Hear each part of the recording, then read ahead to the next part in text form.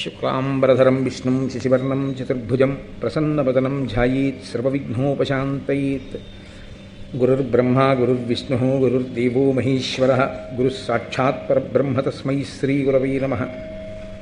వ్యాసాయ విష్ణురూపాయ వ్యాసరూపాయ విష్ణవే నమో వై బ్రహ్మనిధయే వాసిష్ఠాయ నమో నమః. కూజంతం రామ రామీతి మధురం మధురాక్షరం ఆరుహ్య కవితాశాఖాం వందే వాల్మీకికోకిలం. శృతిస్మృతిపురాణానాం ఆలయం కరుణాలయం నమామి భగవత్పాదశంకరం లోకశంకరం. వాగర్ధావివ సంపృక్తౌ వాగర్ధప్రతిపత్తయే జగతః పితరౌ వందే పార్వతీపరమేశ్వరౌ.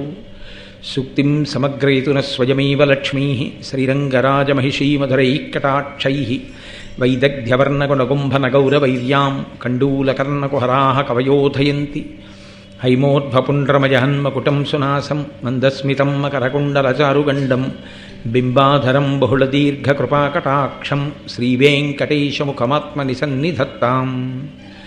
విమలపటీ కమలకుటీ పుస్తకరుద్రాక్షస్యస్తహస్తపుటీ కామాక్షీ పక్ష్మలాక్షీ కలిత విపంచీ విభాసి వైరించీ. మనోజవం మరుతతుల్యవేగం జితేంద్రియం బుద్ధిమతాం వరిష్టం వాతాత్మయం వనరయూధముఖ్యం శ్రీరామదూతం శిరసా నమామి. ఆపదామపహర్తారం దాతారం సర్వసంపదాం లోకాభిరామం శ్రీరామం భూయో భూయో నమామ్యహం. నారాయణం నమస్కృత్య నరం చైవ నరోత్తమం దేవీం సరస్వతీం వ్యాసం తతో జయముదీరయేత్. హరి ఓం. పరమేశ్వర స్వరూపైన సభకి నమస్కారం.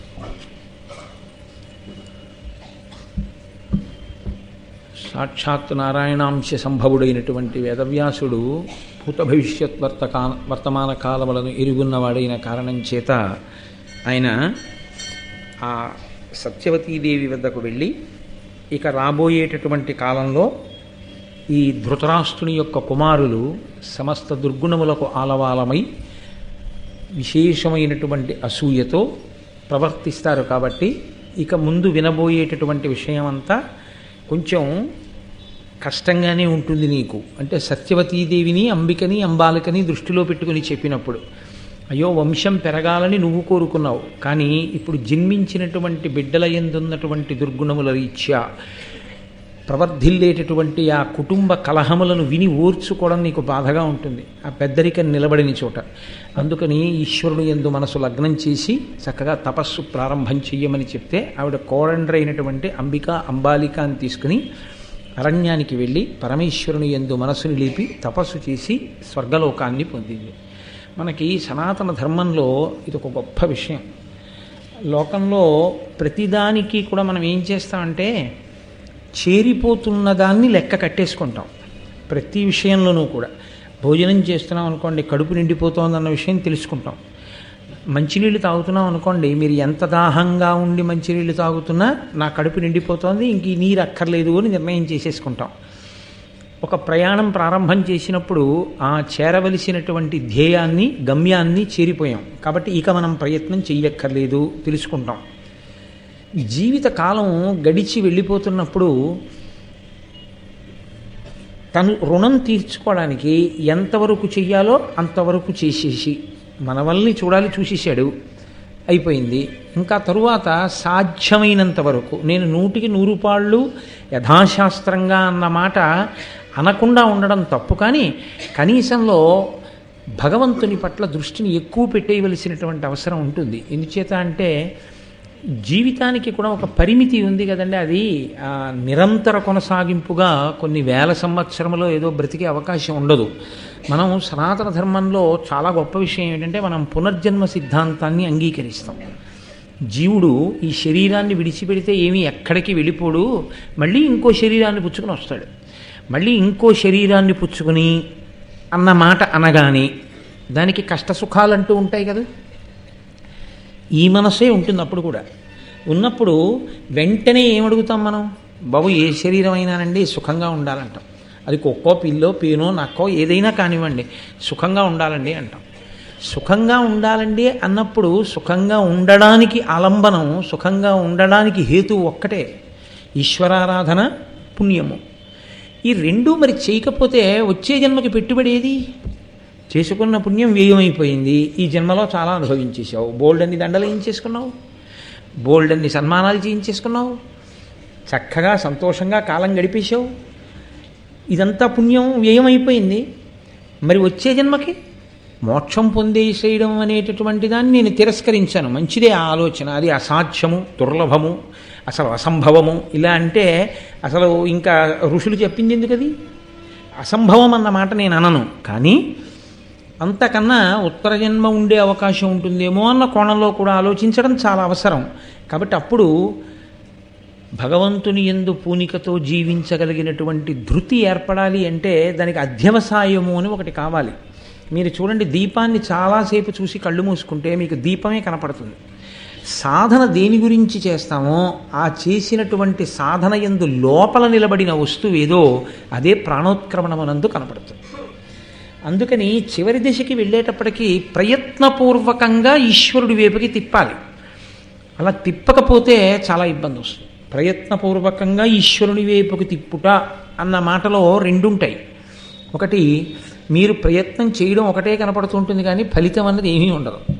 ఎందుకని అంటే భౌతికంగా ఈ శరీరంతో ఆశ్రమంలో ఉంటాడు, ఈ శరీరంతో పిల్లలకి దూరంగా ఉంటాడు, కానీ మనసు మాత్రం వాళ్ళ యందే ఉంటుంది, మనసు మాత్రం భోగముల యందే ఉంటుంది. అప్పుడు ఉపయోగం ఏమైనా ఉంటుందా అంటే ఉండదు. అందుకే పూర్వం ఆసేతు హిమాచల పర్యంతము పరివ్యాప్తమైనటువంటి రాజ్యాన్ని పరిపాలన చేసినటువంటి రాజులు కూడా వీటిని విడిచిపెట్టి నారచీర కట్టుకుని వెళ్ళిపోయేవారు. వెళ్ళిపోయి వానప్రస్థాన్ని స్వీకరించి భార్యతో కలిసి పరమేశ్వర పదమునందు నిలబడేవారు. నిలబడి పరమేశ్వరుణ్ణి చేరిపోయేవారు. తప్ప నేను చెయ్యవలసిన కర్తవ్యం అయిపోయింది. నేను ఎంతవరకు పితృరుణం తీరిపోయిందో కొడుకుని కన్నాను, ఆ కొడుకుని కన్నాడు, చూసేసాను మనవడి వరకు చాలు. ఇప్పుడు నేను ఇన్నాళ్ళు వేసుకున్న చెప్పులు వేసుకోవడానికి తగిన స్థితిని కొడుకు పొందేశాడు. నేను ఇన్నాళ్ళు ఏ చెప్పులు వేసుకు తిరిగానో అవి ఇప్పుడు నా కొడుకు వేసుకోగలడు. అంటే దాని ఉద్దేశం నిజంగా చెప్పులని కాదు. నా ఉద్దేశం, నేను తండ్రి స్థానంలో నిలబడి నా బిడ్డని అభ్యున్నతి పథంలోకి తీసుకురావడానికి ఏ ఏ ప్రయత్నములు చేశానో అవి నా కొడుకు నా మనవడి పట్ల చేయగలడు. ఆ స్థితి వాడికి కలిగింది, ఆ పరిణితి ఉంది నా కొడుక్కి అని అనుకున్న ఉత్తర క్షణంలో సంసారముతోటి సంగమును బాగా తగ్గించేసుకుని వాళ్ళది ఇంకా వాళ్ళకి విడిచిపెట్టేయి. ఎక్కడికో వెళ్ళిపోక్కర్లేదు. ఇవాళ ఉన్న రోజుల్లో మీరున్న చోట మీరు ఉండి కొడుకు కోడలతోనే ఉండొచ్చు. ఇవాళ నేను ఇందులో ఉన్నట్లు వద్దు అన్న మాట నేను అనలేను, కానీ అది సాహసం. భాగవతం చెప్తూ అలా అనకూడదు. కానీ కనీసం ఇంట్లోనైనా వానప్రస్తుగా బతికేటటువంటి ప్రయత్నం కొంత చేస్తే తాను శాంతిగా ఉంటాడు, కింద వాళ్ళకి శాంతిగా ఉంటుంది. అన్నిటికన్నా పెద్ద ఇబ్బంది ఏమిటో తెలుసా అండి? మీ పెద్దరికము అంగీకరింపబడకపోతే, మీ పెద్దరికము ప్రశ్నిస్తే ఆనాడు చచ్చిపోయినంత అల్లరవుతుంది. ఇంత చేశాను, ఇంత గౌరవం ఉంది, నేను అన్నమాట వాడు లెక్క పెట్టట్లేదు, వాడు లక్ష్య పెట్టట్లేదని ఉత్తిని జుత్తు పీక్కోవడమే తప్ప కలిసి వచ్చేది ఏముంది? ఈశ్వరుడు యందు మనసు పెడితే ఇబ్బంది లేకుండా ఉంటుంది. భారతాన్ని జరిగిపోయిన కథ అని వినకండి. భారతాన్ని ఎప్పుడూ జరిగే కథ అని మనకి ఏది అన్వయం అవుతుందో మనకి తెలుసుకోవాలి. పిల్లలు దెబ్బలాడుకుంటారమ్మా, ఇంకా వీళ్ళు సరిగ్గా ఉండరు ఇంక ఇక్కడి నుంచి, కాబట్టి నువ్వు ఈశ్వరుడు యందు మనసు పెట్టేసుకో అన్నాడు వ్యాసుడు. అయ్యి బాబు అలా దెబ్బలాడుకుంటే ఎలాగండి? అలాంటప్పుడే నేను ఉండాలి కదండి, ఉండి పెద్దరికం ఏదైనా సరిపుచ్చాలి కానీ నేను వెళ్ళి ఎక్కడ అడవిలో కూర్చుంటే పిల్లలు మరీ పాడైపోతారు కదండి అని అనలేదు కుంతి. అలా అనలేదు సత్యవతీదేవి, అంబిక, అంబాలిక. ఆ పెద్దరికానికి అక్కడ సరిపోయే కుంతీదేవి ఉంటే చాలు అన్నాడు. అంతే చాలు. ఇప్పుడు నువ్వు కూర్చున్న అమ్మ స్థానంలో చెప్పులు ఆవిడ వేసుకుంది కాబట్టి నువ్వు బయలుదేరన్నాడు. వింది వ్యాసుడి మాట. విని వాళ్ళు అరణ్యానికి వెళ్ళారు, తపస్సు చేశారు, చక్కగా స్వర్గలోకాన్ని పొందారు. ధృతరాష్ట్ర మహారాజు తన తమ్ముని కుమారులైనటువంటి పాండవుల్ని కూడా అత్యంత ప్రేమాదరములతో చూస్తున్నాడు. కానీ మనసు యందు ఉండేటటువంటి భేదభావము ఎక్కడ అంకురించాలో అక్కడ అంకురిస్తున్నప్పుడు దాని యందు ఒక లక్షణం ఉంటుంది. ఒకటి ఉంటే భయము, లేకపోతే అత్యుత్సాహము, అంటే విపరీతమైన విశ్వాసము. ఈ రెండు ద్వేషము వలన కలుగుతాయి. నాకు అయ్యి బాబోయ్ అని ఎవరి మీద భయం ఉందనుకోండి, వారంటే ద్వేషం ఉందనుకోండి, ఒకటి వెంటనే నా దృష్టిలోకి వచ్చేది ఏమిటంటే నాకన్నా ఆయన యొక్క స్థితి ఏమి, బలవంతుడా, నాకన్నా బలవంతుడు, భయం. నా ముందు వాడు పనికి మాలినవాడు, విపరీతమైన విశ్వాసం. పర్వాలేదు, నేను ఆయన పక్కకి తీసేయగలను. లేదు, అతనే చాలా బలవంతుడు, నేను అతన్ని పక్కకి తీయడం కుదరదు, ఇప్పుడు నాకు భయం. ఈ రెండిటి వలన కూడా నా లక్ష్యమంతా ఏమైపోతుందంటే ఎదుటి వ్యక్తిని కష్టపెట్టడమునందే నా మనసు మగ్నమవుతుంది తప్ప నేను శాంతిగా ఉండలేను, ఎదుటి వారిని శాంతిగా ఉంచలేను. ఇది ఎంత దూరం అల్లుకుంటుంది ఈ విషపు తీగ అన్నది మీరు చెప్పడం కష్టం. ఇదే భారతంలో ఇక్కడ పడింది బీజం. ఎవరి దగ్గర పడిపోయిందంటే మొట్టమొదట పడింది ఎక్కడ అంటే గాంధారి దగ్గర పడింది. గాంధారి నాకు 101 సంతానమని పరమేశ్వర వరం, కానీ నాకు ముందు బిడ్డలు పుట్టకపోవడమే ఉపద్రవం వచ్చింది. కుంతీదేవికి ముందు కొడుకు పుట్టేశాడు, అదే ఉపద్రవం వచ్చిందని కడుపు బాదుకోవడం దగ్గర ప్రారంభమైన అసూయ దుర్యోధనుని యందు వర్ధిల్లింది ఇంకా బాగా. ఇప్పుడు ఆయన బాధల్లా ఏమిటంటే వీళ్ళని మట్టు పెట్టేస్తే, తండ్రి లేని వాళ్ళు కాబట్టి నేను మట్టు పెట్టగలను, మట్టు పెట్టేస్తే రాజ్యం నాకు వస్తుంది. మట్టు పెట్టడానికి ఏమిటి అభ్యంతరం? చిన్నపిల్లలైనా వాళ్ళ బలమే. ఎప్పుడూ దుర్యోధనుడు ఏది పరిశీలనం చేస్తుంటాడంటే ఎదుటివారి యొక్క బలాన్ని గురించి భయపడుతుంటాడు. ఎదుటివారి అనగా పాండవుల యొక్క బలానికి భయం. ఎందుకంటే వీళ్ళని నేను పక్కకి తప్పించలేను, సింహాసనం వీళ్ళకే వెళ్ళిపోతుంది. అది చిట్ట చివరికి ఎక్కడ తీరిపోయిందంటే ఈ ముచ్చటంతాను కురుక్షేత్రంలో తాను తనతో పాటు కొన్ని లక్షల మంది పీనుగులైపోయిన తర్వాత వదిలిపోయాడు. అప్పటి వరకు పెట్టుకున్న భేదభావాన్ని మాత్రం వదిలిపెట్టుకోలేకపోయాడు. దానితో సాధించేది లేదు.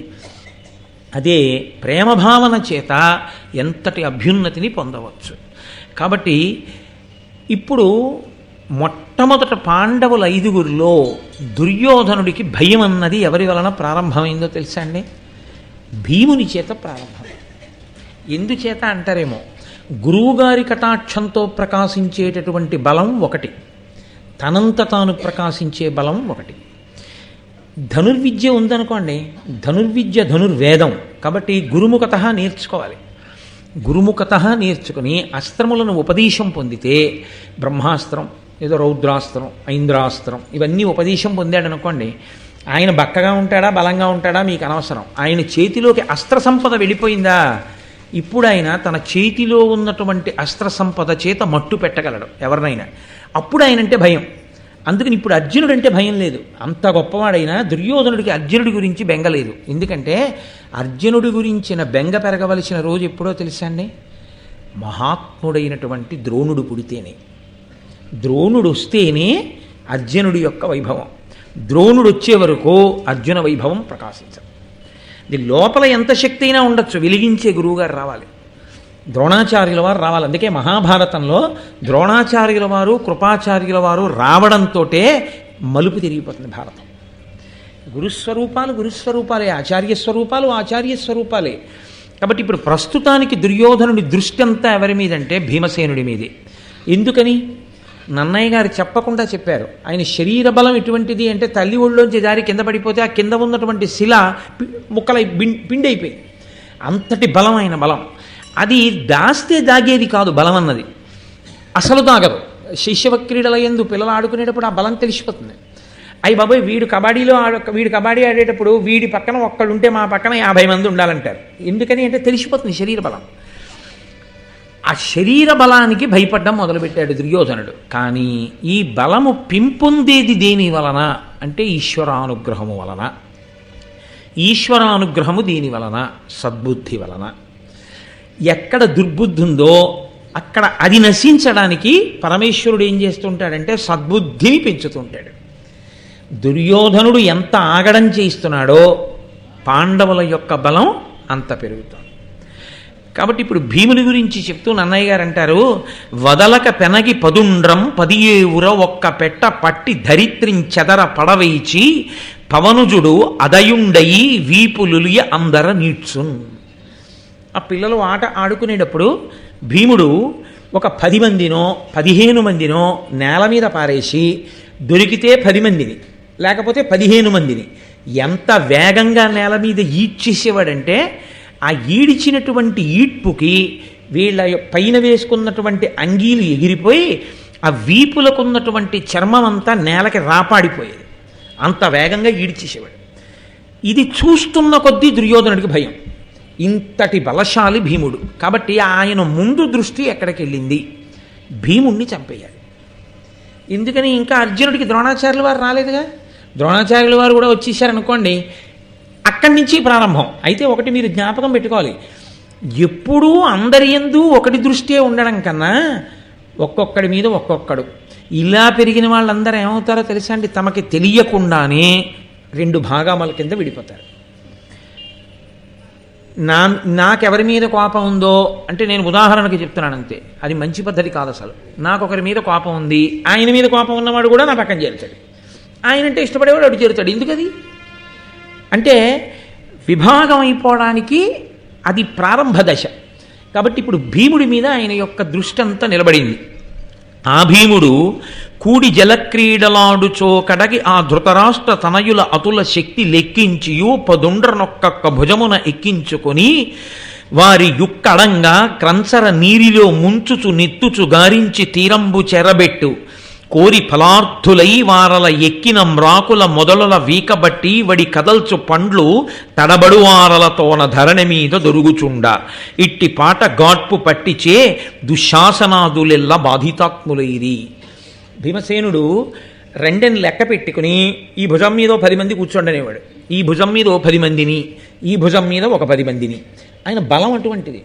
కాబట్టి ఇప్పుడు ఈ 10 మందిని ఈ 10 మందిని ఎక్కించుకున్నప్పుడు పిల్లలకుండే లక్షణం ఏమిటో తెలుసా అండి, వాడు వీడితో స్నేహంగా ఉంటే చాలు, వాడు వీడితో స్నేహంగా ఉంటాడు. వాడు వీడి పట్ల అమర్యాదగా ఉన్నాడు, స్నేహభావంలో లేడంటే పిల్లలకి వెంటనే బయటపడిపోతారు వాళ్ళు. కాబట్టి ఈ 10 మందిని పట్టుకెళ్ళి అక్కడ ఉండేటటువంటి నదీ జలాలలో వీళ్ళ అందరి మెడలు పట్టి నీట ముంచేసేవాడు. వీళ్ళు ఊపిరాడ కొట్టుకుంటుంటే అప్పుడు పైకెత్తుతుండేవాడు. వీళ్ళందరూ పళ్ళు కాయలు కోసుకుందామని 100 చెట్టు ఎక్కిన తర్వాత ఆ చెట్టు మొదలు పట్టుకుని ఊపేవాడు. ఊపితే కాయలు పళ్ళు 100 కింద పడిపోయేవాడు. ఇది చాలా కంటకప్రాయంగా ఉండేది దుర్యోధనుడికి. ఇంత బలమా, ఈయన ఎంత ఏడుస్తున్నాడో ఆయన బలమంతా పెరుగుతుంది. ఎందుచేత ఆయనది దైవీ శక్తి, అది వచ్చిందే లోకంలోకి వీళ్ళని మట్టు పెట్టడానికి, భూభారమైన వాళ్ళని మట్టు పెట్టడానికి. దాని ఎందు పగ సహజంగా ఉంటుంది, అది వివర్ధమానం అవుతోంది. దానికి ఉన్నటువంటి శక్తి అటువంటిది, పైగా దానికి ఉండే ఈశ్వరానుగ్రహం అటువంటిది, వాళ్ళ సద్బుద్ధి అటువంటిది, వాళ్ళ మనసు అటువంటిది. కాబట్టి పాండవుల యొక్క బలం పెరుగుతోంది. దుర్యోధనుడు అనుకున్నాడు, ఉపాంశువధ చేసి మధ్యము మదోద్ధతుం చంపి నిస్సపత్నముగా ధర్మనందనున శక్తు బంధించి ఏ నపాండవముగా సముద్ర వలయాఖిల క్షోణిమ కృపాణు పటు శక్తి అత్యధిక కీర్తినై ఎలెదన్. ఆయన అనుకున్నాడు ఉపాంశువధ చేసి, ఇక్కడ అసూయ క్రూరత్వాన్ని పొందేది. ఈ భీముడితో ఎదురొడ్డి పోరాడి యుద్ధం చేసి చంపలేం, ధర్మరాజుకి బలం లేకుండా చెయ్యాలి. ధర్మరాజు జోలికి వెడితే భీముడు ఒప్పుకోడు. అంటే మీకేమర్థం అవుతున్నట్లు లెక్క, తిన్నగా భీముణ్ణి చంపేయక్కర్లేదు. భీముడు దుర్యోధనుడు ఓ రోజే పుట్టారు, అడ్డెవరు ధర్మరాజు, తనకన్నా ముందు పుట్టాడు. కాబట్టి ఇప్పుడు ధర్మరాజుని తీసేస్తే చాలు, రాజ్యం తనకు వస్తుంది. కాబట్టి ఇప్పుడు ధర్మరాజు చనిపోవాలంటే భీముణ్ణి చంపేయాలి. ఎందుకని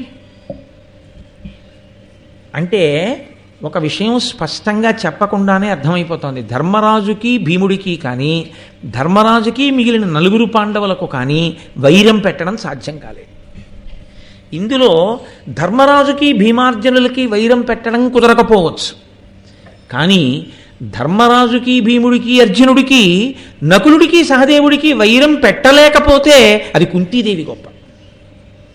మీరు ఆలోచించండి జాగ్రత్తగా, నేను అన్న మాటని. వాళ్ళు సవతి పిల్లలు, ఒక తల్లి పిల్లలు కారు. ఒక తల్లి పిల్లలైతే ఒక తల్లి పిల్లలు కాబట్టి ధర్మరాజుకి భీమార్జునులకి గొడవ లేకపోవచ్చు, పెట్టలేకపోవచ్చు.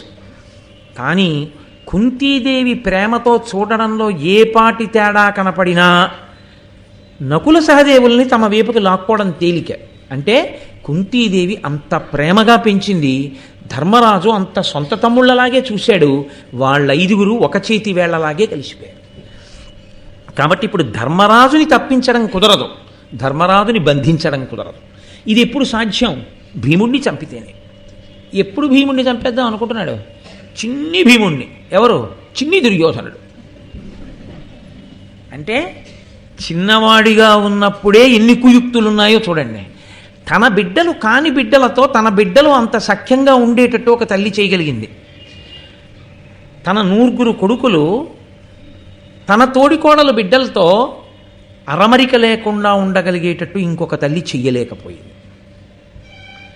కాబట్టి ఇప్పుడు దుర్యోధనుడి పగ భీముడి మీదకి తిరిగింది. ఈ భీముణ్ణి ఉపాంశువధ చేసి నేను తిన్నగా ఎదురు వెళ్ళి చంపలేను, కాబట్టి రహస్యంగా చంపేయాలి. రహస్యంగా అతను ఏమరపాటుతో ఉన్నప్పుడు చంపేస్తే ఇంకా ధర్మరాజుకి రక్షకులు లేరు. అసలు నిజంగా భారతంలో ధర్మరాజు గారికి రక్షకుడు ఎవరో తెలుసా అండి? అర్జునుడు. అర్జునుడు ధర్మరాజు గారికి ఏదైనా జరిగితే ఆయన ఒప్పుకోడు, గాంధీవేమో వదిలేస్తాడు ఆయన. అలాంటి అర్జునుడు ఎందుకు రాలేదు ఇంకా లెక్కలోకి అంటే ద్రోణాచార్యులు వారు రాలేదు కాబట్టి. అంటే గురువుగారు వస్తే తప్ప ప్రకాశించినవి కొన్ని ఉంటాయి, గురువుగారి వచ్చిన తర్వాత ప్రకాశించిన ఉంటాయే, దాని ముందు మిగిలినవన్నీ వెలవెలబోవలసిందే. అందుకే అర్జునుడు వచ్చిన తర్వాత ద్రోణుడు వచ్చాక అర్జునుడి ప్రకాశం ముందు భీముడు కూడా తగ్గుతాడు. అంటే బాగా తగ్గుతాడని కాదు, కానీ అర్జునుడి గురించే ఎక్కువగా ప్రకాశం ఉంటుంది. అసలు కురుక్షేత్రం అర్జునుడిని నమ్ముకునే వెళ్ళాడు ధర్మరాజు గారు. కాబట్టి అటువంటి ఆలోచన చేసినటువంటి క్రూరమైన బుద్ధి కలిగినటువంటి దుర్యోధనుడు మనసులు ఇలా మారతాయని ఎవరు తెలుసుకోగలిగారండి? త్రికాలవేది అయినటువంటి వేదవ్యాసు.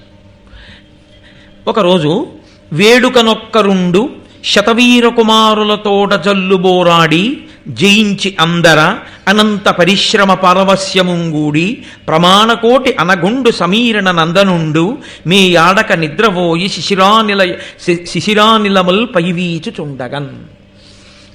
ఆయన భీమసేనుడు ఒకానొక రోజున ఈ ధృతరాష్ట్రుని యొక్క కుమారులైనటువంటి 9 కలిసి చాలాసేపు ఆటలాడాడు. ఆడి అందులోనే అంతర్భాగం యుద్ధం కూడాను ఎప్పుడూను.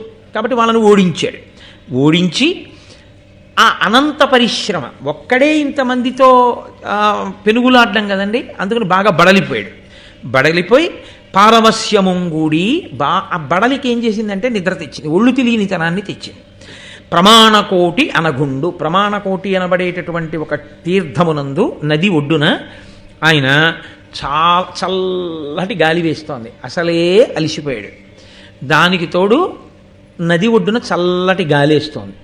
నిద్రకు ఓ లక్షణం ఉంటుంది, ఆకలికి ఓ లక్షణం ఉంటుంది. ఆకలికి రుచి తెలియదు, నిద్రకి సుఖం తెలియదు. బాగా ఆకలి వేసింది అనుకోండి, ఆయనకి రుచితో సంబంధమే ఉండదు, తినేస్తాడు. బాగా నిద్ర వచ్చిందనుకోండి, సుఖంతో సంబంధమే ఉండదు, పరుపు తలకడ అక్కర్లేదు, ఎక్కడైనా పడుకుని నిద్రపోతాడు. అందుకే కష్టజీవులు చూడండి, హాయిగా తలకుదురు తల కింద పెట్టుకుంటే వాళ్ళు బండరాతి మీదైనా నిద్రపోతారు. సరే, రెండో కోణం నేను చెప్పక్కర్లేదు. కాబట్టి ఆయన బాగా బడలిపోయాడు కాబట్టి చక్కగా చల్లటి గాలి వేస్తోంది, నది మించి నిద్రపోయాడు. ఇప్పుడు చూశాడు దుర్యోధనుడు, ఇదే మనకు అవకాశం, నీటిలో తోస్తే పైకి వచ్చేస్తాడు. కాబట్టి నీటిలో తోసేయకూడదు. ఈ పిల్లవాడిని జాగ్రత్తగా, ఎంత గాఢ నిద్రలో ఉన్నాడంటే ఏం చేస్తున్నాడో తెలియదు, అంత నిద్రపోతున్నాడు. నీటిలో పడేస్తే బయట పడాలి అంటే ఒక్కటే ఆధారం, కాళ్ళు చేతులు పనిచేయాలి. కాళ్ళు చేతులు పనిచేస్తే ఈత కొడతాడు, కొంతసేపు ఈత కొట్టి ఒడ్డుకు వస్తాడు. కాళ్ళు చేతులు కట్టేస్తే పైకి రాడు. తాళ్ళు పెట్టి కట్టేశారనుకోండి, ఇప్పుడు ఇంకా చిన్నతనం కదండి, ఇంకా అంత బాగా అలవాట్లేదు ఇలాంటి విషయాలు. కానీ దుర్యోధనుడు ఆలోచన ఎంత దూరం ఉందో చూడండి. అప్పుడే పడేయడం అంటే పడేస్తారు, పడేసిన తర్వాత 2 కోణాలు ఉంటాయి. ఏ కారణం చేతనైనా బయటకు వస్తే వీళ్ళు ఉంటారా ఇహ? అందుకని పడేసి పారిపోవాలి. పడేసి పారిపోయిన తర్వాత బయటకు వచ్చాడో సరే, వీళ్ళ సంగతి చూద్దాంలే ఊరుకుంటాడు. ఆ తర్వాత సంగతి అప్పుడు ఆలోచిద్దాం. ఒకవేళ వీళ్ళు అనుకున్నట్టు చనిపోయాడు అనుకోండి, తాళ్ళలో ఏవో కట్టారనుకోండి, భీష్ముడు ఊరుకుంటాడా? ఎవడు తాళ్ళు కట్టి నీళ్లలో తోశాడని అడుగుతాడు. అప్పుడు వీళ్ళు తట్టుకోగలరా భీష్మాచార్యుల వారి ముందు? అందుకని ఆయనే చనిపోయినట్టు ఉండాలి. ఆయనే చనిపోయినట్టు ఉండాలంటే ఏం చేయాలంటే, తెలియక ఈత కొట్టుకుంటూ ఏడుక్కో వెళ్ళిపోతే పెద్ద పెద్ద లతలు తీగలు చుట్టేసుకున్నట్టుగా ఉండాలంటే చాలా గట్టిగా ఉండేటటువంటి తీగలతో కాళ్ళు చేతులు కట్టేయాలి, కట్టి తోసేయాలి. అప్పుడు శవం దొరికిన తీగలు కదా చుట్టుకుని ఉన్నాయి. ఎక్కడికో ఈతకెళ్ళాడు, కాళ్ళకి తీగలు చేతులకి తీగలు చుట్టుకుపోయాయి, ఈదలేకపోయాడు, అక్కడే చచ్చిపోయాడు. కాబట్టి అలా అనుకుంటారు, ఆ తీగలు చూసి ఇతన్ని అడగరు. కాబట్టి సాక్ష్యం లేని హత్య చేయడంలో పునాదులు వేసుకున్నవాడు చిన్నతనంలో దుర్యోధనుడు. ఎంత క్రూరమైన ఆలోచనలు ఎంత దూరం వరకు వెళ్ళాయో చూడండి. అని ఆ పవనుడు అతి ఘన లతికా పాశావళుల అంట గట్టించి మహాకోపమున గంగమడువును త్రోపించే సుయోధనుండు దురితకరుండై. తప్పుడు పనులు చేసేటటువంటి వాడై ఘనలతికాపాశావళుల అంటగట్టించి, ఆవళుల అంటే వరుసలు, దీప ఆవళి అని కదా అంటాం. బోలెడని తీగలు తెప్పించి, ఏదో ఒకటో రెండో తీగలు కాదు, శుభ్రంగా 2 చేతులు 2 కాళ్ళు ఆ తీగల యొక్క వరుసల చేత గట్టిగా కట్టేశాడు. కట్టేసి ఆ పిల్లవాడిని ఎత్తి తీసుకెళ్ళి ఆ నదిలో పారేసి అమ్మయ్యా ఇక కాళ్ళు చేతులు కట్టేసాం, ఇంకేం వస్తాడు బయటికి, చచ్చి ఊరుకుంటాడు, లోపలికి వెళ్ళిపోతాడు. అసలు చేతులు కాళ్ళు ఉంటే కదండి కొట్టుకోవడానికి లేవు, ఇంకా పైకి వచ్చేది ఏముంది, మూట వెళ్ళిపోయినట్టు వెళ్ళిపోతాడు అని ధైర్యంగా ఇంటికి వెళ్ళిపోతే ఇక్కడ నన్నయ్య గారు ఒక ఆశ్చర్యకరమైనటువంటి ప్రయోగం చేశారు, అద్భుత ప్రయోగం. ఆయన అన్నారు, కర్మబంధనముల గ్రక్కున బాయుడు పుణ్యగతికి నగయు పురుషునట్లు బంధనములెల్ల బాయుడు భీముండు నీరిలోన నుండి నగయుదించే. పుణ్యాత్ముడైనటువంటి వాడు ప్రాణోత్క్రమణం అయ్యేటప్పుడు కర్మబంధాలన్నీ తెంచుకుని ఊర్ధ్వలోకాలకు ఎగిరిపోయినట్టు, నీటిలో పడగానే తెలివచ్చిన భీముడు ఒక్కసారి ఇలా అనేటప్పటికీ ఇన్ని తీగలు తెగిపోయి అమాంతం ఒక్కసారి ఈత కొట్టుకుని బయటకు వచ్చాడు. ఇంత ఆలోచన చేసిన వాడు భీమబలం ముందు నిలబడలేకపోయాడు. అంటే ఏమంటే ఇంకొక రకంగా ఆపద రాకూడదా? రాదు. గభాలన పడగానే కంగారు పడిపోయి అదేంటి కాళ్ళు చేతులు ఆడటం లేదని తనకి తీగలు కట్టున్నాయని తెలుసుకునే లోపల గభాలను ఇంకో మొసలొచ్చి పట్టుకోకూడదా? పట్టుకుంటుంది ఎప్పుడు. ఆయన మనసు కూడా పాపభూయిష్టం అయి ఉంటే ఆపదలు వస్తాయి. వచ్చిన ఆపద కూడా ఎందుకు తొలుగుతుంది? పరమేశ్వరుని యొక్క అనుగ్రహం ఉంటే. పురుషకారమునకు ఈశ్వరానుగ్రహము తోడుస్తే ఎటువంటి ప్రమాదము పక్కకి తప్పుకుంటుంది. పురుషకారమునకు ఈశ్వరానుగ్రహము తోడు కాలేదు. మీరు ప్రయత్నం ఒకటే చేయగలరు, మీరు అనుకున్న ఫలితాన్ని మాత్రం పొందలేరు. కాబట్టి ఆయనకి బుద్ధి అంత బాగా పనిచేసింది అంటే ఆయన ఎందు ఈశ్వరునికి ఉన్న కృప అటువంటిది. ఆయనకి ఈశ్వరుని ఎందు కృపకి కారణం ఆయన పక్షపాతం అని మీరు అనుకోకూడదు. ఇటువంటి దుర్బుద్ధి భీముడి మనస్సులో లేకపోవడం. ఆయన సద్బుద్ధి కలిగిన వాడు, అందుకే అంత నిర్భయంగా పడుకున్నాడు. కాబట్టి అలా పైకొచ్చాడు. అసూయకున్న లక్షణం ఏమిటో తెలుసా అండి? అవతలవాడు ఎంతగా తన ప్రణాళిక నుండి తప్పించుకుని వృద్ధిలోకి వస్తుంటే అంతగా అసూయ బుసలు కొట్టి పైకి లేస్తుంది. కాబట్టి ఇప్పుడు మరింత కోపం వచ్చి నీటిలోకి తోస్తే కదా పైకొచ్చాడు. ఈ మాట నిద్రపోయినప్పుడు అసలు ఇక నిద్రలోనే ఉండిపోవాలి, పైకి లేవకూడదు, అలాంటి పని చెయ్యాలి. కాబట్టి పెద్ద పెద్ద బ్రహ్మాండమైన నల్లత్రాసు పాముల్ని బుట్టల్లో పెట్టించి సిద్ధం చేశాడు. దానికి ఒక రథసారథిని సిద్ధం చేశాడు. ఈ పిల్లవాడు పడుకున్నప్పుడు మర్మస్థానముల మీద కనిపించమన్నాడు. మర్మస్థానముల ఎందు అంటే ఏవి ఆ విషం ఇలా తగలగానే మృత్యువు వైపుకు వెళ్ళిపోతాడో, లేకపోతే అసలు అవయవమే దెబ్బతినేస్తుందో. ఏ కంటి దగ్గరికో వెళ్ళిపోయింది అనుకోండి, ఆ కన్ను ఎగిరిపోయినట్టు. మెదడు దగ్గరికి వెళ్ళిపోయింది అనుకోండి, ఇంకేమిటి, గుండెల మీద కరిచింది అనుకోండి, ఏ వేలు మీదో కరిస్తే ఆ వేలు కోసి విషం పిండచ్చు. గుండెల మీద కరిస్తే దాన్ని మర్మస్థానం అంటారు. అప్పుడు మీరు కోసి పిండడం ఉండదు, తొందరగా విషం గుండెలకి ఎక్కేస్తుంది. విషం కాలి నుంచి గుండెలకి ఎక్కే లోపల ఆపే ప్రయత్నం చేస్తారు. గుండెల దగ్గరే కరిస్తే, ఒక్క గుండెల దగ్గర కాదు, ఇన్ని నల్లత్రాచుల్ని తీసుకొచ్చి తల చుట్టూ, గుండెల మీద, కంఠం మీద, ముఖ్యమైనటువంటి శరీరంలో ఉన్న మర్మస్థానములన్నింటి మీద కరిపించేస్తే ఇక లేచేది ఏముంటుంది అతను. కాబట్టి గాఢ నిద్రలో ఉండగా ఆ నల్లత్రాచుల్ని తీసుకొచ్చాడు. జనపతి పనుపుగ సారథి ఘన విష కృష్ణోరగముల కరపించే శ్రమంబున నిద్రుతిండైన ప్రభంజన సుతు సర్వాంగ మర్మ సంధుల నెల్లన్. దుర్యోధనుడి మాట పనుపున ఒక సారథి ఇప్పుడు ఇక తన వల్ల కావట్లేదని ఇంకోళ్ళని కూడా అందులోకి ప్రవేశపెట్టాడు. ఇప్పుడు ఆ సారథి పని ఏమిటంటే, ఇందులో మళ్ళీ విచిత్రం ఏమిటో తెలుసా అండి, తను కనిపించకూడదా? ఏమో నీళ్ళలోంచి లేచినట్టు లేస్తే పోతే సారథి పోతాడు. ఇది ఇంకొక మెట్టు ముందుకెళ్ళాడు. అంటే ఇంకా క్రౌర్యానికి అర్థం లేదు. ఇదే భావి కాలంలో కలిపురుషుని యొక్క లక్షణం అండి. ఈ కలిపురుష లక్షణమే ఈ దుర్యోధనుడే, ఈ రావణుడే సమాజంలో ఇప్పటికీ బ్రతికుంటాడు. బ్రతికున్న కారణం చేతనే అంతంత దూరం అర్థం పర్థం లేని కుట్రలు, కుతంత్రాలు, ఆవేశకావేశాలు, అనర్థాలు ఇన్నిటికీ కారణం అదే అవుతుంటుంది. కలిపురుషుని యొక్క ఆవేశం. ఎక్కడ ఈశ్వర స్పర్శ ఉందో అక్కడ కలిపురుషుని యొక్క ఆవేశం ఉండే అవకాశం ఉండదు. అందుకే ఎప్పుడు ఈశ్వరుడి పాదములు పట్టుకుని ఉండండి అంటుంటారు. కాబట్టి ఇప్పుడు ఆ సారథి వచ్చి గాఢ నిద్రలో ఉన్నటువంటి ఆ పిల్లవాని యొక్క శరీర మర్మస్థానములన్నింటి యందు కనిపించాడు. అవిరళ విషపణిదంస్త్రలు పవనుజు వజ్రమయ తనువు పై తోలును ఓపవ భేదింపగా పాప వ్యవసాయుల చెయ్యు అర్థవంతములగునే. ఆ నల్లత్రాచుల్ని తీసుకొచ్చి ఒళ్ళంతా కరిపిస్తున్నాను, చచ్చిపోతాడని సారథ అనుకున్నాడు. ఎప్పుడు చచ్చిపోతాడు అవతలవాడు పాము కరిస్తే? దాని యొక్క కోర, ఆ ఘాటు మనిషి శరీరంలో ఉండేటటువంటి రక్తంతో స్పర్శ పొందేటట్టుగా కరవగలిగితే దాని విషపు తిత్తుల్లో ఉన్నటువంటి విషం వెంటనే రక్తంలో కలుస్తుంది, అది ఉమిసినప్పుడు. కానీ ముందు దాని దంష్ట్ర తగిలినప్పుడు తెగి అది రక్తానికి తగలాలి. తగిలితే ఆ రక్తంలోకి విషం ఎక్కుతుంది. అప్పుడు తిత్తిలో ఉన్న విషాన్ని వదిలిపెడుతుంది ముందు కరిచి. ఇన్ని నల్ల త్రాచులు కరిచాయి, కానీ ఆయన శరీరం ఎటువంటిది? వజ్రం ఎలా ఉంటుందో అలా ఉంటుంది ఆయన శరీరం. అందుకని ఇన్ని నల్ల త్రాచులు కరిచినా ఆయన శరీరం మీద కించిత్ కూడా, ఇంత కూడా చర్మం ఇలా పై పొప్పర కూడా లేవలేదు. లేవకపోతే ఇంకా ఇవి గరిచిన విషమంతా ఏమైనట్టు?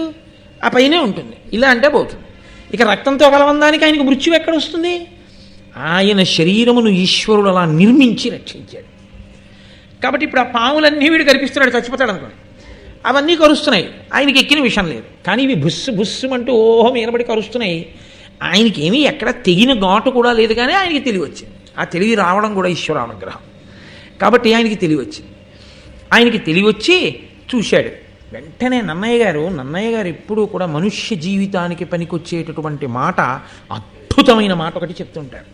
ఆయన వెంటనే అన్నారు, పాప వ్యవసాయుల చెయ్యులు అర్థవంతములగునే. పాపభూయిష్టమైనటువంటి జీవనము కలిగినటువంటి వారి సంకల్పం ఏదున్నదో అది నెరవేరదు. శివ సంకల్పమస్తు అంటుంటాం మనం. ఎవరి సంకల్పము నెరవేరుతాయంటే, ఎవరి సంకల్పములు నిజంగా రూపుదాలుస్తాయంటే వారంత చిత్తశుద్ధి కలిగిన వారై, ఆంతరమునందు కూడా స్వార్థము లేని వారై, త్రికరణ శుద్ధిగా భగవంతుణ్ణి పట్టుకున్నవారై, అంతటి భాగవతోత్తములైతే వారు చేసిన సంకల్పమేదో ఆ సంకల్పము నెరవేరుతుంది. అందుకే మనం చేయకూడదు సంకల్పం. అందుకే పూర్వం వీరికి వీరు తగునా పెళ్ళికి పెద్దలను అడిగేవారు. పెద్దలు చూసి, మంచిదయా, మీ అబ్బాయికి ఆ ఇంట్లో అమ్మాయికి బాగుంటుంది, ఆ అమ్మాయిని కోడలుగా తెచ్చుకో. ఇప్పుడు ఎవరిది సంకల్పం? పెద్దలు ఆశిస్తుంది దానికి.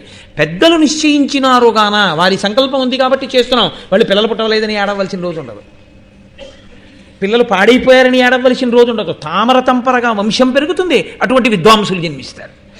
దానికి సంకల్పం ఒక మహితాత్ముడిదయ్యి ఉండాలి. పాపభూయిష్టమైనటువంటి జీవనం ఉన్నవాడి సంకల్పాలు ఎలా నెరవేరుతాయి? అవి నెరవేరవు. కాబట్టి పాపుల సంకల్పము ఎందుకు నెరవేరుతుంది?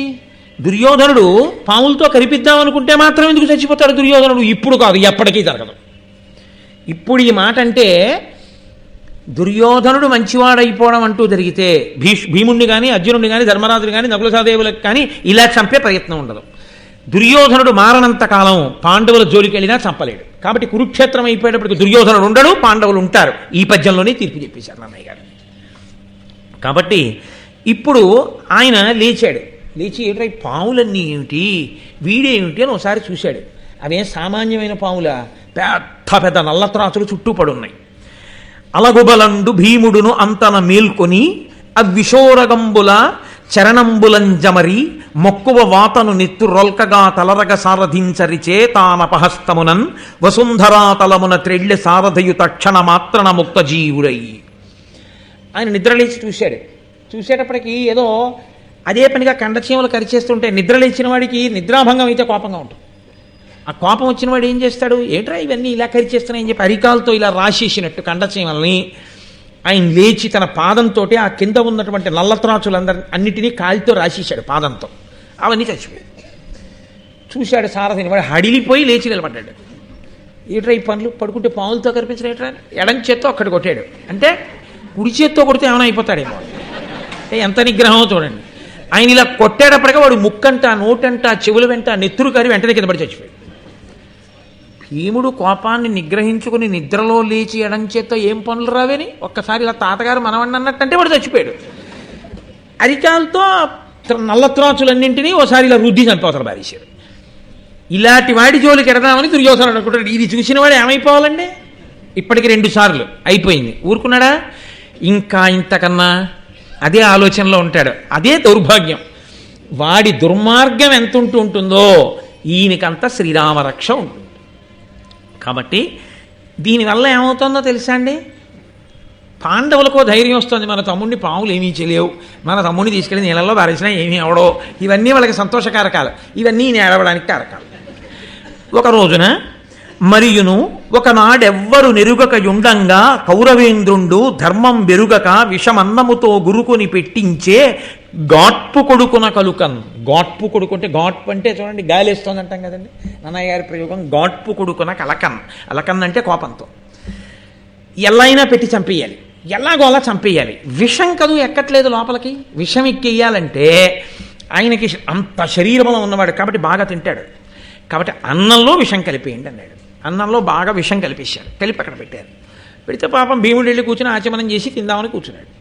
కూర్చునేటప్పటికీ సముడై యూచ్చుడై అన్నము దుష్టంబగుట చెప్పినను కుడిచె విషాన్నము ఆకటి పిలుచను అది అమృతాన్నంబయ్య జీర్ణమై మారుతికిన్. మీకు అర్థమైపోయింది, ఇంక చెప్పక్కర్లేదు అసలు. సముడై యూత్సుడై అన్నము దుష్టంబగుట చెప్పినను. మీతో నేను మనవి చేశానే ఒక 2 రోజుల క్రితం ఎప్పుడో, ధృతరాష్ట్ర మహారాజు గారికి వైశ్యకన్య ఎందు జన్మించినటువంటి వాడు యూత్సుడు. ఆయన సముడై, ఆయనకి ఇలాంటి అధర్మ పనులు నచ్చవు.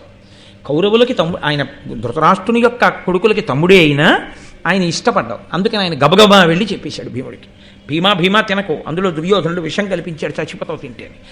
ఆయన అన్నాడు, విషం మాట దేవుడు ఆకలేసేస్తాడు. ఆయన కుళ్ళిపోయిందిరా పండు తినకురా అంటే కొంతమంది చూడండి, ఏం కుళ్ళో ఉండండి బాబు ముందని చెప్పి ఇటో ముక్క తింపి మిగిలిన నోట్లో పడుచుకుంటాడు. అలా అదేమిటా అలా తినేసామంటే కుళ్ళున్నది గిల్లేశాను కదండి అంటాడు. అదోషం ఆయన అలా తినగలడు, దానికో నమస్కారం. పోలేటి పాపం ఆయన తిన్నాడు, మనం ఎందుకు దాన్ని దోషం పడ్డా, ఇంకో దుర్యోధన జన్మ ఎందుకు వచ్చిన గొడవ, ఆయనకి జీర్ణమగుగాక అనుకోవడమే. కాబట్టి ఇప్పుడు తినకు అన్న భీముడు అన్నాడు, నాకు ఆకలిస్తోంది, విషమో ఇంకోటో, విషం అయితే మాత్రం కడుపు నిండిపోతుంది, జీర్ణం అయిపోతుంది, నా గొడవ నాది, నీకెందుకు, నీ తినేస్తానన్నాడు అని శుభ్రంగా తినేశాడు. తినేసి పడుకున్నాడు. అది అమృతం అయింది. అమృతం అంటే ఏమిటో తెలుసా అండి, శక్తిగా మారిపోయింది. ఎందుకని, ఈశ్వరానుగ్రహం ఉన్నవాడు ఆయన జఠరాగ్ని ఎటువంటిది అంటే విషాన్ని జీర్ణం చేసేసుకుంటుంది తప్ప అది జీర్ణం అవ్వకపోవడం అన్నది ఆయనకేం లేదు. ఇప్పుడు దుర్యోధనుడికి ఇంకెంత బెంగగా ఉంటుంది. అమ్మ నాయనో ఈ నీళ్లలో తోశాను పైకి వచ్చేసాడు, పాములతో కనిపించాను చచ్చిపోలేదు, పైగా అరికాలతో రాసేశాడు, విషాన్నం పెట్టేశాను తెలిసి తినేశాడు శుభ్రంగా హాయిగా తిరుగుతాడు, పైగా ఇంకా ఎక్కువ బలంగా ఉన్నాడు. విషానికి ఉన్న లక్షణం ఏమిటో తెలుసా అండి, మనంతట మనం భీముడు తిన్నాడని తింటే ఉపద్రవం వస్తుంది. వైద్యుడు శుద్ధి చేసి విషాన్ని ఇచ్చాడు అనుకోండి, వైద్యుడు కూడా ఒక్కొక్కసారి విషాన్ని ఇవ్వవలసి వస్తుంది, శుద్ధి చేసిస్తాడు, ఆయనకి తెలుసు ఎలా ఇవ్వాలో. అందుకే అది తినేశాడు అనుకోండి ఇబ్బంది వస్తుంది, లేదనుకోండి బాగుంటాడు. నా చిన్నతనంలో మా అమ్మగారు వాళ్ళు ఒక విచిత్రమైన విషయం చెప్పుకునేవారు. మాకు 2 ఏళ్ళ అవతల ఒక ఆయన జబ్బు పడిపోయాడు. ఎందుకు జబ్బు పడిపోయాడు అన్నదానికి వాళ్ళు చెప్తుండేవారు, డాక్టర్ గారు 10 రోజుల్లో తగ్గిపోతుందని ఆయనకి ఏవో మందులు రాశాడు. ఆయన అదృష్టం బాగుంది, 3 రోజులకి తగ్గిపోయింది. పూర్తిగా తగ్గిపోయిన తర్వాత అన్నారు, వద్దు తగ్గిపోయింది కదా ఇంకెందుకు అని డాక్టర్ గారు ఎదురు సందే. డాక్టర్ గారు కూడా ఎదురు సందు డాక్టర్ గారి దగ్గరికి వెళ్తే అన్నారు, తగ్గిపోయింది ఇంక నువ్వు వాడక్కర్లేదన్నారు. ఆయన బోల్డ్ అంత డబ్బు వచ్చి కొన్నాను, ఇవన్నీ ఉత్తినే పోవడం ఎందుకని వేసేసుకున్నాడు, కొత్త జబ్బు వచ్చి. అదో విచిత్రంగా ఉంటుంది కొంతమంది సిద్ధాంతం. వైద్యుడు శుద్ధి చేసి ఇచ్చినటువంటి ఆ విషం మనకున్న రోగాన్ని పోగొడుతుంది. వైద్యుడు శుద్ధి చేయని విషం పుచ్చుకుంటే ఉపద్రవాన్ని తీసుకొస్తుంది. ఈశ్వరానుగ్రహం ఉన్నవాడికి విషం జీర్ణం అవుతుంది, ఈశ్వరానుగ్రహం లేనివాడికి విషం పెట్టినా ఎదురొచ్చి వీడి బాధగది కారణమై కూర్చుంటాడు. కాబట్టి ఇప్పుడు దుర్యోధనుడు మరింత బాధపడడం మొదలుపెట్టాడు. కాబట్టి భీముని యొక్క బలం దినదిన ప్రవర్ధమానం అవుతోంది. ఆయన రోజు రోజుకి బలవంతుడు అవుతున్నాడు. ఇన్ని జరుగుతున్నాయంటే మరి రోజు గడుస్తుంది కదండి, రోజు గడుస్తున్న కొద్దీ పెద్దవాడు అవుతున్నాడు, పెద్దవాడు అవుతున్న కొద్దీ బలవంతుడు అవుతున్నాడు. ధర్మరాజు గారిని కన్నెత్తి చూడడానికి కూడా కుదరట్లేదు. అసలు విచిత్రం ఏంటంటే అక్కడ ధర్మరాజు గారు ఉండబట్టి భీముడికి బలం. ఇది పాండురాజు గారి యొక్క దృష్టి. ముందు ధర్మం ఉంటే వెనక అన్నీ రక్షింపబడతాయి. అందుకని ముందు ధర్మాన్ని పెట్టాడు, ఆ ధర్మం మాట వింటాడు, అందుకే భీముడికి ఉపద్రవం రాదు. కొంతకాలం అయింది, అర్జునుడిని దిద్దేవాడు కూడా కావాలి కదా, ఇప్పుడు ఆయన రావాలి. మహాభారతంలో సువర్ణాధ్యాయం. నాకైతే ఎంత సంతోషమో, ద్రోణాచార్యుల వారు పుడుతున్నటువంటి ఘట్టం అంటే నా మటుకు నాకు పరమ పవిత్రం. నేను ఎన్ని మార్లు భారతం చదివినా ద్రోణాచార్యుల వారు పుడుతున్నటువంటి ఘట్టాన్ని చదివిన ఉత్తర క్షణంలో పుస్తకం అక్కడ పెట్టి వెంటనే ఒక నమస్కారం చేస్తాను. ద్రోణుడు ద్రోణుడే, మహానుభావుడు, ఆచార్య స్వరూపుడు. ద్రోణుడు లాంటి వ్యక్తి అపురూపం. దేవగురువు బృహస్పతి భూమండలం మీదకి దిగొచ్చాడు. అందుకే నేను మీకు ఒక రోజున మనవి చేశాను శంకరాచార్యుల వారి సౌందర్యలహరి శ్లోకంతో. మీరు ఒకటి బాగా గుర్తుపెట్టుకోండి, ఇప్పుడు దేవతాంశలన్నీ కదిలి వస్తున్నాయి. ఇప్పుడు అర్జునుణ్ణి తీర్చిదిద్దేవాడు కావాలి. ఆచార్యుడై కూర్చుని ఎక్కడ లేని అస్త్ర సంపదని ఇవ్వాలి అర్జునుడికి. అర్జునుడికి కాదు, గురువుగారు ఒక్కరికి ఇవ్వడానికి రారు. గురుస్వరూపం ఎప్పుడు కూడా అందరికీ ఒక్కటే చెప్తుంది తప్ప ఒకరిని పిలిచి చాటుకొకటి మిగిలిన వాళ్ళకొకటి అలా చెప్పరు. గురువు అందరినీ కలిపి కూర్చోబెట్టే చెప్పేస్తారు. కానీ అందులో ఒక్కడే మహాప్రజ్ఞావంతుడవుతాడు. ఎందుకో తెలుసా అండి? వాడికి గురువుగారి మీద ఉన్న గురి, వాడు చేసే సాధన చేత వాడు రాటు తేలుతాడు. అర్జునుడు అటువంటి వాడు. కానీ భూమి మీద ఉన్నటువంటి సీతాఫలం గింజ, అది అద్భుతమైన విత్తనం, ఇంతంత పండు పండుతుంది. కానీ దానికి ఒక వాన చుక్క తగలాలి, తగిలితేనే అది చెట్టు అవుతుంది. ఇప్పుడు రావాలి వాన చుక్క. అది సాక్షాత్ దేవగురువు బృహస్పతి పుట్టాలి. ఆయనే ద్రోణాచార్యుల వారిగా రావాలి. ఆయనే ద్రోణాచార్యుల వారిగా రావాలంటే అటువంటి మహానుభావుణ్ణి కొడుకుగా పొందగలిగినటువంటి గొప్ప బ్రాహ్మణుడికి ఒకడికి మనసు కదలాలి. ఆయన మనసైతే కదలచ్చు, కానీ ఆయన తేజస్సుని భరించగలిగిన క్షేత్రం ఉండద్దు. శివవీర్యం స్ఖలనమైంది, ఏది పట్టుకోగలిగింది లోకంలో? ఏ భూతము పట్టలేకపోయింది. ఆఖరికి నీరు పట్టలేకపోయింది, ఎవ్వరూ పట్టుకోలేకపోయారు. ఆ తేజస్సు యొక్క శక్తిని భరించగలిగిన సుక్షేత్రము కాకపోతే ఆ తేజస్సు పాడైపోతుంది. ఆ తేజస్సు పాడైపోతే అది ఫలవంతము కాదు. అటువంటి క్షేత్రము లేదనుకోండి ఆ సమయానికంటే. అసలు బృహస్పతి యొక్క తేజస్సుని బిడ్డగా మార్చగలిగినటువంటి క్షేత్రమే లేదు. అటువంటి తేజస్సు, ఆ తేజస్సు అంటే బృహస్పతిని ద్రోణుడుగా కనడానికి వీలైనట్టుగా తేజస్సు కదిలితే పట్టగలిగినటువంటి క్షేత్రము లేనంత మహాపురుషుడు ఆయన అయ్యి ఉంటే, క్షేత్రమే లేకపోతే ఎలా ఇప్పుడు ఆ పిల్లాడు పుట్టడం? పరదేవతానుగ్రహం కలిగిందనుకోండి, ఎక్కడి నుంచైనా పుడతాడు, ఎలాగైనా పుడతాడు. అది అసాధారణమైన రీతిలో పుడతాడు. అసలు అమ్మ అని పిలవడానికి ఒక ఆడదాని స్పర్శ అవసరం లేకుండా పుడతాడు. ఇంతమందిని సృష్టించినటువంటి ఈశ్వరుడికి అలా ఒక ప్రాణిని సృష్టించడం అసంభవం అని మీరు అనుకోకూడదు. 5 భూతములను, పంచమహాభూతములను సృజించి ఈ లోకాన్నంతటినీ ఇంత నిర్వహణ చేస్తూ ఇన్ని కోట్ల జీవరాశుల మనసులలో ఉన్న భావాల్ని, మనసుతో చేసిన పాపపుణ్యములను కూడా వ్రాయగలిగినటువంటి గొప్పవాడికి క్షేత్రము లేకుండా ఒక మహాపురుష తేజమును సంతానంగా మార్చడం కష్టమా? ఈశ్వర శక్తిని నువ్వు ప్రశ్నించగలిగినటువంటి ధీరుడవా? అంత తెలివైన వాడివా నువ్వు? కుదరదు. కాబట్టి ఈశ్వరానుగ్రహం కలిగింది. ఎటువంటి ఆశ్చర్యకరమైనటువంటి విషయములైనా సరే లోకంలో సంభవం అవుతాయంతే. దానికి అదేంటంటే అది అలా జరుగుతుందా అని ప్రశ్నించేటటువంటి అవకాశమే ఉండదు. లోకంలో అనేకమైనటువంటి చిత్ర విచిత్రమైనటువంటి విషయాలు జరుగుతున్నప్పుడు మనందరం ఇదేమిటంటే ఇది సృష్టికి విరుద్ధంగా ఉంది, ఇంత విచిత్రంగా ఉంది ఏమిటంటే మనం పేపర్లలో చదవట్లేదా, లేకపోతే విని ఆశ్చర్యపోవట్లేదా? నేను మీతో మనవి చేశాను మహాభారతం చెప్తున్నప్పుడే, ఒక తల్లికి ఒకనకొకప్పుడు ఒక పాము పిల్ల పుట్టింది అని. ఆ పాము పిల్ల పుట్టి రోట్లో కన్నంలో పాలు పోస్తే పాలు తాగి పెరిగేది. ఆ పాము చనిపోయే రోజున తల్లిగారు ఎక్కడికో పెడితే ఆవిడకి కల్లోకి వచ్చి చెప్పింది, అమ్మ నేను వేడి పాలల్లో పడిపోయానమ్మా, చనిపోతున్నాను, నా పేరు పెట్టుకో అమ్మా వంశంలోనని. ఆ వంశంలో ఉన్న వాళ్ళందరికీ ఆ పేర్లు పెట్టారు. సంభవం కాలా? ఇది నేను కాదు చెప్పింది, సాక్షాత్ కంచికామకోటి పీఠాధిపత్యం వహించిన నడిచే దేవుడైన పరమాచార్య పేర్లతో సహా ఉటంకించారు. ఒకసారి సంభవం అయింది. చచ్చిపోయిన పిల్లల్ని బతికించారు అనుగ్రహిస్తే మహాపురుషులు. శృంగగిరి పీఠాధిపతులు చంద్రశేఖర భారతీ స్వామి వారు లోపల అభిషేకం చేస్తున్నారు. పల్లెటూరు నుంచి ఒక తల్లి భర్త వద్దు వద్దు అన్న వినకుండా పిల్లాన్ని తీసుకుని వెళ్ళింది. వెళ్ళి విడిదిలో ఉంది, అభిషేకం ప్రారంభమవుతోంది గురునివాసులో. ఈ పిల్లాడు ఒక్కసారి గుడ్లు తేలేసేసి నల్లబడిపోయి కొయ్యి అయిపోయాడు. వాళ్ళందరూ అయ్యో మేము అభిషేకం చూడడానికి వచ్చాం, మేము వెళ్ళిపోతాము, ఎవరికైనా చెప్తానులే, వచ్చి డాక్టర్ దగ్గరికి తీసుకెళ్తారని వెళ్ళిపోయారు. చీకటి పడిపోయింది, ఎవరు లేదా, ఆ పిల్లాడు చచ్చిపోయాడు. చచ్చిపోతే తల్లి హడిలిపోయింది. అయ్యి బాబా ఇంటికి వెడితే భర్త తిడతాడు, పిల్లవాడు చచ్చిపోయాడు, శృంగేరి వచ్చాను, ఇదేమి ప్రారంభమని ఆ పిల్లాన్ని పెట్టుకుని ఏడుస్తోంది. ఏడుస్తుంటే ఎదురుగుండా చంద్రశేఖర భారతీ స్వామి వారి యొక్క చిత్రపటం కనబడింది. ఆవిడ వెంటనే ఎదురుగుండా పీఠాధిపతులే ఉన్నారు అని నమ్మింది.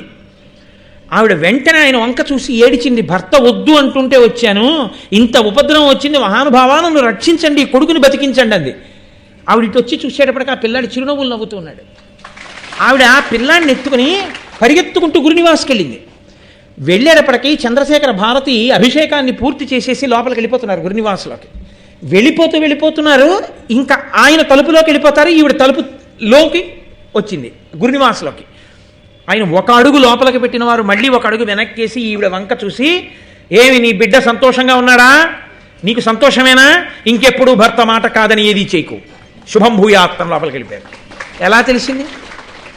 ఒక భారతదేశంలో భారతదేశానికి గొప్పతనం అంటూ ఉన్నది భోగముల వలన ఐశ్వర్యముల వలన కాదు, ఈ దేశంలో పుట్టిన మహాపురుషుల వలన, ఇక్కడ ఉన్న తీర్థముల వలన, ఇక్కడ వెలిసిన దేవతల వలన, ఇక్కడ ఉన్న పీఠముల వలన, ఈ భూమికున్న గొప్పతనం వల్ల వచ్చింది తప్ప ఐశ్వర్యానికి సంపత్తికి ఈ దేశానికి పేరు కాదు. అసలు సంపద తృణీకరించి పక్కన పెట్టడం, ఎంతైనా దానం చేయడమే ఈ దేశంలో తెలుసు తప్ప దాచుకుని అనుభవించడం, వావివరసలు లేకుండా కామోపభోగ జీవితం గడపడం ఈ జాతికి తెలియని విషయం.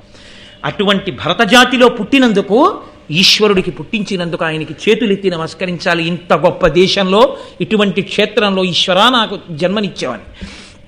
కాబట్టి పరమేశ్వరుడు తలుచుకుంటే ఒక స్త్రీని నిమిత్తం చేస్తాడు, నిమిత్తం చేసి బిడ్డని పుట్టించగలడు అంతే. కాబట్టి గౌతమ మహాముని అనబడేటటువంటి ఒక మహామునికి శరద్వంతుడు అని ఒక కుమారుడు. ఆ పిల్లవాడు ఆ గౌతమ మహామునికి శరద్వంతుడు పుట్టినప్పుడు ఆయనతో పాటుగా బాణసమూహం పుట్టింది. అంటే అసలు ఆయనకి ఎంత ఆ ధనుర్వేదం మీద ప్రీతో చూడండి. ఈ పుట్టిన పిల్లాడు బ్రాహ్మణుడై పుట్టాడు, వేదాలు చదువుకోలేదు, మానేసి ధనుర్వేదాన్ని చదువుకుని ధనుర్వేదాన్ని సంపాదించాడు. ధనుర్వేదం గురించి మీరు విన్నారో లేదో, ధనుర్వేదం చాలా గొప్పగా ఉంటుంది. ఆ ధనుర్వేదంలో ధనస్సు ఎలా పట్టుకోవాలో, వింటినారిని ఎలా కట్టాలో, ఈ భుజాన్ని ఎంత పైకెత్తాలో, బాణాలు ఎక్కడ కట్టుకోవాలో, ఎలా తీయాలో, వింటినారికి ఎలా పెట్టాలో, ఏ వేళ్లతో పట్టుకోవాలో, ధనస్సు నిలబడితే ఎలా ఉండాలో, లేకపోతే దాన్ని పట్టుకుని పైకెత్తితే ఎలా ఉండాలో, అర్ధచంద్రాకారంగా తిప్పి బాణాలు వేస్తే ఎలా వెయ్యాలో, అస్త్రప్రయోగం చేస్తే ఎలా వెయ్యాలో, ఏనుగు మీద కూర్చుంటే ఎన్ని గుర్రాలు అనుగమించాలో, ఎన్ని గుర్రాలతో ఏనుగు మీద ఉన్నవాడిని రక్షించాలో, కత్తి కట్టుకున్నప్పుడు వరని ఎలా కట్టుకోవాలో, ఎడం చేత్తో పట్టుకుని కుడి చేత్తో కత్తిని ఎలా లాగచ్చో దగ్గర నుంచి ధనుర్వేదంలో స్పృశించినటువంటి విషయాలు ఉండవు. అందుకే ధనుర్వేదం ఎక్కువగా క్షత్రియులకు ఉపదేశం చేస్తారు. ఆశ్చర్యం ఏమిటంటే బ్రాహ్మణుడు వేదమునందు అనురక్తి కలిగి ఉంటాడు, కానీ ధనుర్వేదాన్ని నేర్చుకున్నా అనుష్ఠించాడు, క్షత్రియులకి నేర్పుతాడు. ఈ పిల్లవాడికి పుట్టుకతోనే ఈ శరద్వంతుడికి ధనుర్వేదమునందు అపారమైన ప్రీతి. ఆయన ధనుర్వేదాన్నంతటినీ పొందాడు. అంటే జీర్ణమైపోయింది ఆయనకి. దదీచి మహర్షి ఎముకల్లోకి బ్రహ్మజ్ఞానం జీర్ణమైపోయినట్టు. ఇప్పుడు ఆయన ఆ స్థితిని పొంది అంతకన్నా ఇంకా పై స్థితిని పొందుతాను అని చెప్పి తపస్సు చేస్తున్నాడు. ఇంద్రుడికి భయం వేసింది. అయ్య బాబోయ్, ఇంకా గొప్పవాడైతే.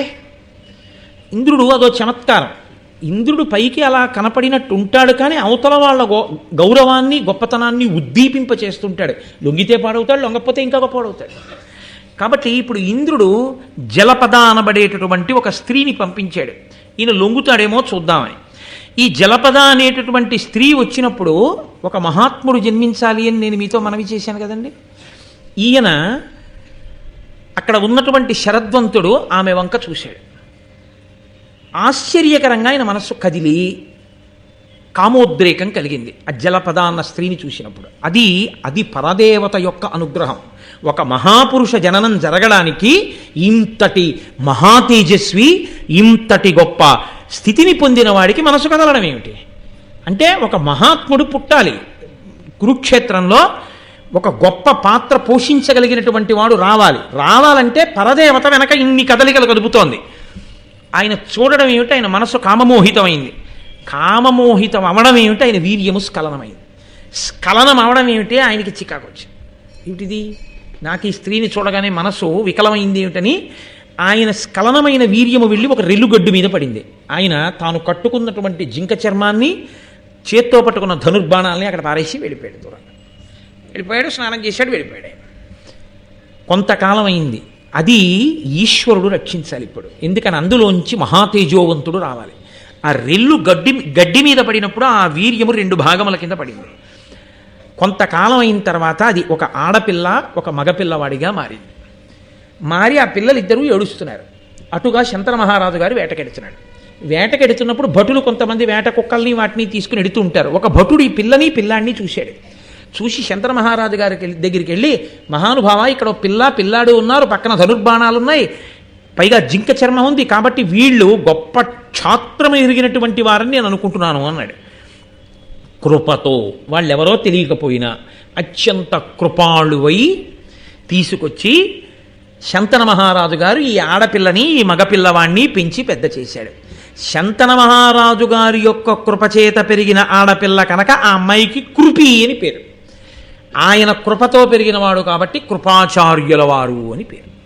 కృపాచార్యుడు కృపి వీళ్ళిద్దరూ శరద్వంతుని యొక్క బిడ్డలు. ఈ కృపాచార్యుల వారు ధనుర్వేదమనందు గొప్ప స్థితిని పొందాడు. ఈయన ఈ పాండవులకి మొట్టమొదట గురుత్వం వహించి విలువిద్య నేర్పడం మొదలుపెట్టాడు. అదిగో అందుకొచ్చింది, ఆ అంశాలు అందుకు వచ్చాయి. ఆచార్యుడు కావాలి, గురువు కావాలి పిల్లలకి. ఆయన నేర్పుతున్నాడు. చిత్రం ఏమిటో తెలుసా అండి, మహాభారతంలో చాలా పాత్రలు, 199 పాత్రలు కురుక్షేత్ర యుద్ధం తర్వాత పడిపోతాయి. పడిపోగా మిగిలిన పాత్రలు వెళ్ళిపోయాయి. స్వర్గారోహణ పర్వంలో పాండవులు కూడా వెళ్ళిపోయారు. కానీ ఒక్క కృపాచార్యుల వారి పాత్ర మాత్రం కౌరవుల వైపుండి యుద్ధం చేసింది. అశ్వత్థామ యొక్క ఉద్ధతి ఎందు అశ్వత్థామతో కలిసి ఉంది. కానీ అశ్వత్థామ నుంచి విడివడి ధర్మరాజుని చేరాడు. ఆయన ధర్మరాజు గారిని చేరి ఎంత ధర్మరాజు గారు నమ్మాడంటే, తాను స్వర్గారోహణ పర్వంలో వెళ్ళిపోతూ చిన్న పిల్లవాడైనటువంటి పరీక్షిత్ మహారాజు గారికి గురువుగా కృపాచార్యుల వారిని విడిచిపెట్టాడు. పరీక్షిత్తుకి కూడా విద్య నేర్పినవాడు కృపాచార్యుల వారి. అక్కడ పాండవుల దగ్గర మొదలుపెట్టినటువంటి ఆచార్యకత్వం పరీక్షిత్ వరకు ఆచార్యకత్వం నిర్వహించినటువంటి మహానుభావుడు కృపాచార్యుడు. అటువంటి వాడు జన్మించాడు. ఈ కృపి ఆడపిల్ల జన్మించింది. ఈ శంతన మహారాజు గారు తీసుకెళ్లి పెంచుతున్న సమయంలో ఈ శరద్వంతుడు వచ్చి అన్నాడు, ఈ పిల్లవాడు నా కుమారుడే మహానుభావ, కాబట్టి నాకొక్కసారి ఆ పిల్లవాడిని అప్పచెప్తే, నేను పుట్టినప్పుడు ధనుర్బాణాలు పుట్టాయి, నేను పుట్టినప్పుడు అపారమైన అనురక్తిని పెంచుకున్నాను ధనుర్వేదం మీద, ఎంతో నేర్చుకున్నాను, అదంతా నా కొడుక్కి నేర్పుకుంటానన్నాడు. తండ్రి చెప్పిన విద్య కన్నా గొప్ప విద్య లోకంలో ఇంకోటి ఉండదు. ఈ శరద్వంతుడు కృపాచార్యుడిని తీసుకెళ్లి వేదంబుల్ చదివించ భూసురులతో విఖ్యాతిగా ఆత్మసంవేదించేసే చతుర్విధంబగు ధనుర్వేదంబు నానాస్త్ర విద్యా దాక్షిణ్యముతోడదాన కరపెన్ తద్విత్తముల్ సూచి సంవాదుల్ గాదనవ నందనుండు కృపు శరద్వంతుండు దంతాత్ముడై. ఆయన శరద్వంతుడి పిల్లవాడిని తీసుకెళ్ళి వేదాల్ని చెప్పకుండా ధనుర్వేదాన్నంతటినీ కూడా పిల్లవాడికి చెప్పి ధనుర్వేదంలో గొప్ప విద్యాపారంగతుడిని చేశాడు. ఆ కృపాచార్యుల వారే ఈ పాండవులకి మొట్టమొదట విద్యాభ్యాసం ప్రారంభం చేశాడు. అసలు మహానుభావుడు రావాలి. ఎవరు? ద్రోణాచార్యుల వారు రావాలి. ముగ్గురు వస్తారు ఏకకాలంలో. ఒకరు కృపాచార్యుల వారు, ఒకరు ద్రోణాచార్యుల వారు, మూడవ వారు మహానుభావుడైనటువంటి ద్రుపదుడు. ముగ్గురు రావాలి. ఈ ముగ్గురు వచ్చిన తరువాతే మహాభారతం కథ చిక్కబడుతుంది బాగా. కాబట్టి భరద్వాజ మహాముని, ద్రోణుడు పుట్టడం అంటే మాటలు కాదు కదండి. ద్రోణాచార్యుడే. పాండవులు, కౌరవులు, అసలు ప్రపంచంలో ఎన్ని దేశాలున్నాయో అన్ని దేశాలలో ఉన్నటువంటి వాళ్ళందరూ ఆయన దగ్గరికి వచ్చి చదువుకున్నారు. ఆయనకున్నటువంటి శిష్య సంపదని లెక్క పెట్టడం సాధ్యం కాదు. అంతమందికి విద్య నేర్పాడు మహానుభావుడు, విలువిద్య. అటువంటి ద్రోణుడు పుట్టాలి. ఎవరు? సాక్షాత్తుగా బృహస్పతి అంశలో రావాలి. ఆ భరద్వాజ మహాముని గంగాద్వారం దగ్గర హరిద్వార్లో కానుకొకప్పుడు తపస్సు చేస్తూ గంగా స్నానం చేస్తున్నటువంటి ఘృతాచిని చూశాడు, అప్సరసని. అంతే, పుట్టాలి కదా మహానుభావుడు. క్షేత్రం భరించలేనంత గొప్ప తేజస్సది. కాబట్టి ఇప్పుడు ఆ భరద్వాజ మహర్షి యొక్క మనసు కదిలింది.